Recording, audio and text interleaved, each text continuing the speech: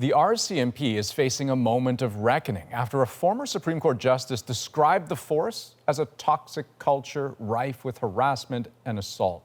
Now, his report doesn't hold back, saying this culture encourages or at least tolerates misogynistic, racist, and homophobic attitudes. The problem is systemic in nature and cannot be corrected solely by punishing a few bad apples.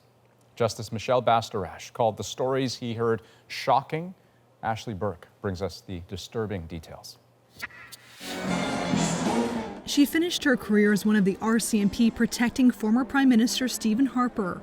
But in the years leading up to that, she says she was tormented by her male co-workers. The sexual assaults, the inadvertent tearing my top open and reaching in and grasping me by my breast, things like that. There's so many. You could go on and on and on. Linda Gillis-Davidson spent almost 30 years on the force, leaving in 2012. She says she dealt with demeaning comments, unwanted grabbing, and crude pranks. They had actually taken tampons and dipped them in ketchup and hung them from the coat hangers.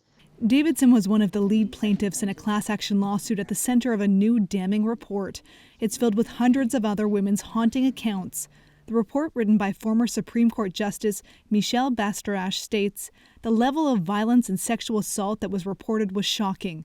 We heard stories of women who sat with their service revolvers in their mouths and were only stopped from killing themselves when they thought of their children or their pets.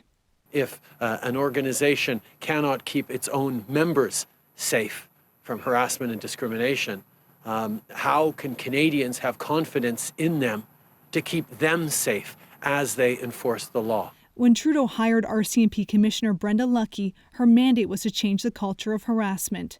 It's something Lucki says she's experienced herself. It's touched me very personally, and actually today has been a very emotional day.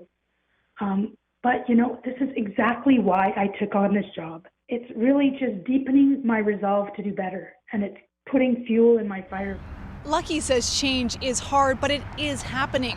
The report's key recommendation is an independent review into the future of the RCMP, something that no one's committed to yet. Ashley Burke, CBC News, Ottawa.